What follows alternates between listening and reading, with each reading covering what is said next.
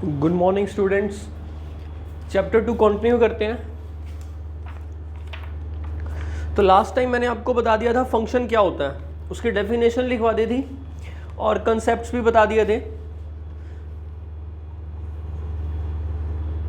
आज हम एक्सरसाइज 2.3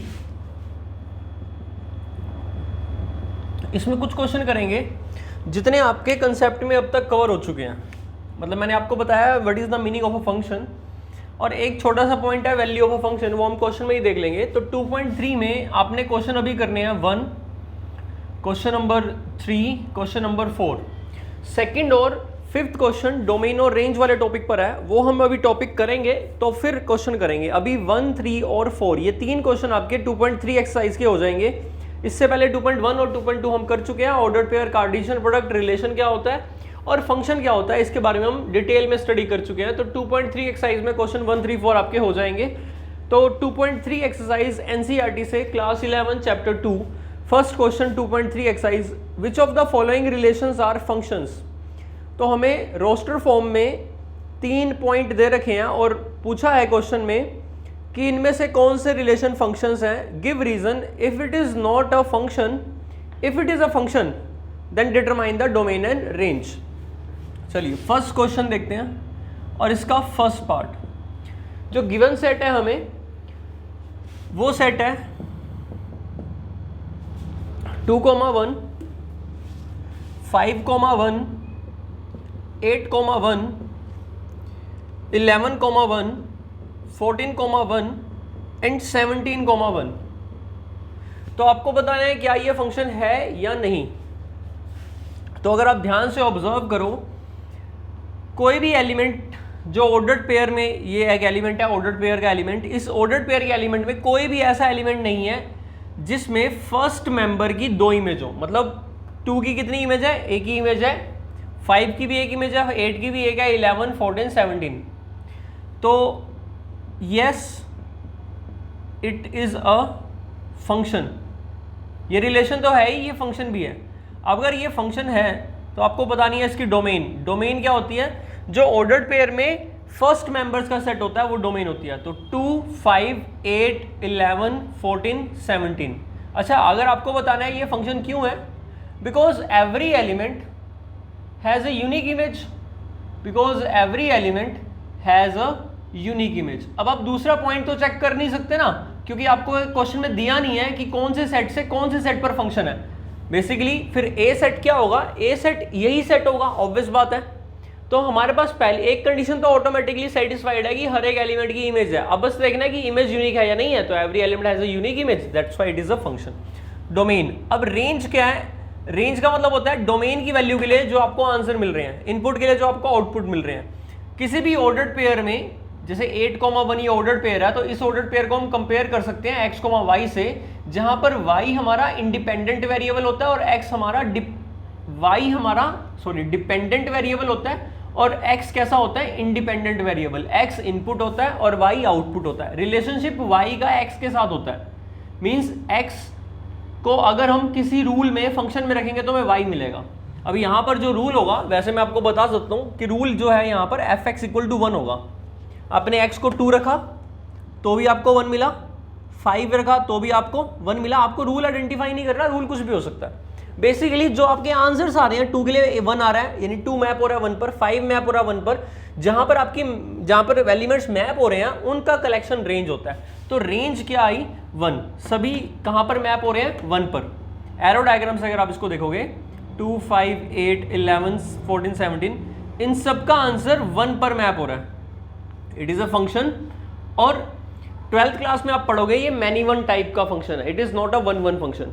तो वो टाइप्स ऑफ फंक्शन आगे फर्दर क्लासीफाई करते हैं। आपको अभी बताना है कि ये फंक्शन है या नहीं है। It is a function, every element has a unique image, और जो इमेजेस का कलेक्शन होता है 1 ही है सबकी इमेज, तो वो रेंज है। और प्री इमेजेस यानी कि जो फर्स्ट एलिमेंट है ऑर्डर्ड पेयर के, इनका जो कलेक्शन होता है डोमेन। ये एरो डायग्राम हो गया। तो आपको बस डोमेन, रेंज और बताना था कि ये फंक्शन है या नहीं है। सेकेंड पार्ट डिस्कस करते हैं।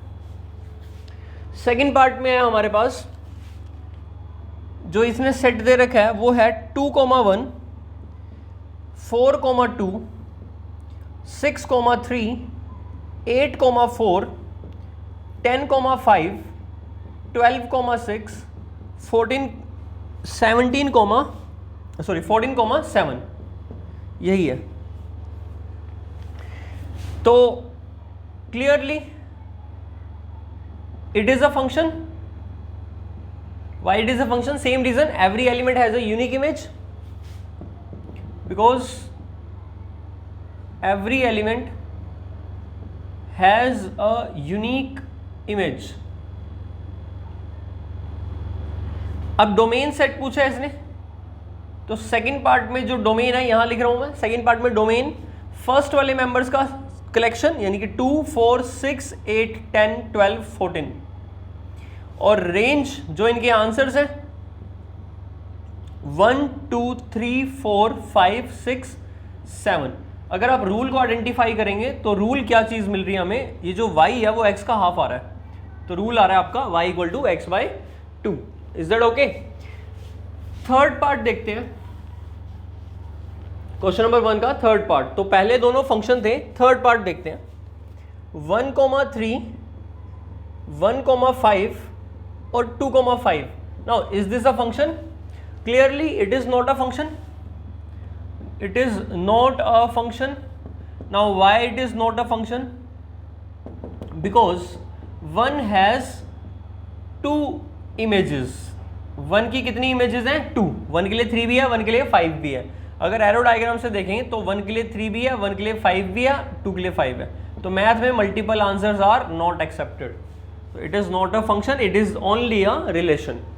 तो अगर फंक्शन था तो डोमेन रेंज बतानी है, अब ये फंक्शन नहीं है तो डोमेन रेंज आपको नहीं बतानी। तो that's it, it is not a function because a single element has 2 images. First question हो गया हमारे पास। Now let us do third question. Third question में जो टॉपिक है ना आपका वो क्या है? Value of a function. किसी भी फंक्शन की वैल्यू कैसे हम इवेल्युएट करते हैं, निकालते हैं। मैं आपको पहले थोड़ा सा टॉपिक कंसेप्ट सिखा देता हूँ। वैल्यू ऑफ अ फंक्शन बहुत ईजी है, इवन जैसे आप ये 9th क्लास में पॉलिनोमियल में करते थे, पॉलिनोमियल की किसी स्पेसिफिक पॉइंट पर वैल्यू निकालना, बस वही है। Value of a function, suppose you are given a function f x equal to, let's take x square plus 1, it can be any function. Now suppose you are required to evaluate और to find f2, आपको f2 निकालना है। तो x को किससे replace करोगे? 2 से, क्योंकि आपको f2 की वैल्यू निकालनी है। तो इनपुट इंडिपेंडेंट वेरिएबल 2 है, तो राइट साइड में भी आपका 2 पुट हो जाएगा। 2 का स्क्वायर 4 प्लस 1, तो आपका आंसर क्या आ गया? 5। तो 5 को क्या बोलेंगे हम? Value of a function. कहां पर बोलेंगे? At x equal to 2। किसी स्पेसिफिक पॉइंट पर फंक्शन की जो वैल्यू होती है वो कैसे इवैल्यूएट करते हैं? वो स्पेसिफिक पॉइंट फंक्शन के अंदर पुट कर देते हैं और जो आंसर आता है उसको हम कैलकुलेट कर लेते हैं। ऐसा जरूरी नहीं है कि फंक्शन हर एक पॉइंट पर अपनी वैल्यू अटेन करेगा। कुछ पॉइंट्स ऐसे होते हैं जहां पर फंक्शन अपनी वैल्यू इनडेटरमिनेट फॉर्म लेता है। इनडेटरमिनेट फॉर्म का मतलब 0/0 अटेन करता है। For example f x equal to x square minus 4/x minus 2। अगर मेरे को f2 निकालना है अब, तो कैसे करेंगे? 2 square is 4, 4 minus 4 is 0, 2 minus 2 0। और 0/0 का मतलब होता है इनडेटरमिनेंट फॉर्म। इनडेटरमिनेंट फॉर्म ये आप लिमिट वाले चैप्टर में सीखेंगे, चैप्टर नंबर 13। 0/0 का आंसर ना तो 0 है, ना इन्फिनिटी है, ना 1 है। कई बच्चे बोलते हैं कि 1 आंसर है, ऐसा कुछ नहीं है। 0/0 इनडेटरमिनेंट फॉर्म होती है। तो इसका आंसर आप इनडेटरमिनेंट फॉर्म आएगा, यानी कि f2 डिफाइन नहीं है आपका, इनडेटरमिनेंट है। इसी तरह से मान लो fx is equal to 1/x है और आपको f0 निकालना है, तो 1/0 अब ये भी डिफाइन नहीं है, इट इज नॉट डिफाइंड। तो यहां पर ऐसा भी हो सकता है कभी किसी फंक्शन में आप कोई पॉइंट रखें और उस पॉइंट पर फंक्शन इनडेटरमिनेंट आ जाए या नॉट डिफाइंड आ जाए, इट इज ऑल्सो पॉसिबल। और ऐसा भी हो सकता है जब फंक्शन की वैल्यू डालें और आपका आंसर फाइनाइट आए, यूनिक आंसर आए, फिक्स आंसर आए, जैसे यहां पर 5 आया। तो डोमेन ऑफ फंक्शन की अगर मैं बात करूं तो domain of function set of values of x होता है। उन x की वैल्यूज का कलेक्शन होता है, लार्जेस्ट वैल्यूज का कलेक्शन, वो लार्जेस्ट सेट x की वैल्यूज का, जिनके लिए जो फंक्शन की वैल्यू f(x) की वैल्यू है वो सारी वैल्यूज फाइनाइट, यूनिक और एग्जिस्ट हो, यानी कि ऐसा ना हो या ऐसा ना हो, ठीक है। और रियल वैल्यू आए, कॉम्प्लेक्स वैल्यू नहीं आए। क्यों? रीजन हम रियल वैल्यूड फंक्शन स्टडी कर रहे हैं। तो ये तो वैल्यू ऑफ फंक्शन का टॉपिक था। मैंने डोमेन थोड़ा सा आपको समझाने की कोशिश किया, बाकी डोमेन हम आगे भी डिटेल में करेंगे। क्वेश्चन नंबर 3 करते हैं। तो क्वेश्चन नंबर 3 में क्या दिया है? क्वेश्चन नंबर 3 कह रहा है a function f is defined by, एक फंक्शन डिफाइन किया है fx which is 2x minus 5, ये लीनियर फंक्शन है, इसको बोलते हैं लीनियर फंक्शन। जैसे लीनियर पोलिनोमियल होता है ना, ऐसे ही लीनियर फंक्शन है ये। जैसे पोलिनोमियल फंक्शन होता है उसमें linear function, quadratic function, quadratic polynomial quadratic function बन जाता है, लीनियर पोलिनोमियल लीनियर फंक्शन बन जाता है। ये फंक्शन है। Now write down the values of, values निकालनी है। फर्स्ट f0 की वैल्यू निकालनी है, x को 0 पुट करो, 2 टाइम्स 0 माइनस 5, तो आंसर विल बी -5। सेकेंड आपको f7 निकालना है, 2 7 जा 14 माइनस 5 9। थर्ड आपको f-3 निकालना है, तो -6 माइनस 5 इट इज -11। ईजी था। क्वेश्चन नंबर 4 देखते हैं। फोर्थ क्वेश्चन भी यही है, फंक्शन की वैल्यू इवैल्यूएट करना किसी पॉइंट पर। जैसे अब हमारे पास क्वेश्चन नंबर 4 क्या दिया हुआ है, ये मैंने आपको एग्जांपल भी दिया था, temperature in Celsius equal to 9c/5 + 32। अब फंक्शन t, फंक्शन का नाम इसने इस बार t रख लिया है। भाई स्मॉल लेटर से फंक्शन को दिखाते हैं, f रख लो या t रख लो, कोई भी आप स्मॉल लेटर यूज कर लो। उसने स्मॉल लेटर t यूज किया किसी मैपिंग या फंक्शन के लिए जो क्या करता है, टेम्परेचर इन डिग्री सेल्सियस को कन्वर्ट करता है टेम्परेचर इन डिग्री फ़ारेनहाइट को। Defined by temperature in Celsius लेने के बाद ये जो T की वैल्यू आएगी, यहां से जो वैल्यू निकाले वो फ़ारेनहाइट में आ जाएगी। वैल्यू क्या है, 9c/5 + 32, ये रूल है, ये फंक्शन दे रखा है। अब उसने क्या है, find first T0, it means क्या है, C की वैल्यू 0 है, मतलब 0 डिग्री सेल्सियस वाला टेम्परेचर है हमारे पास। तो आंसर क्या आएगा, 9 × 0/5 + 32, तो आंसर विल बी 32। इसका मतलब फ़ारेनहाइट का टेम्परेचर कितना हुआ उस पर, 32 डिग्री फ़ारेनहाइट। कब, जो हमारा 0 डिग्री सेल्सियस है वो। ये जो 32 है ये वैल्यू किसकी आई है, T0 की।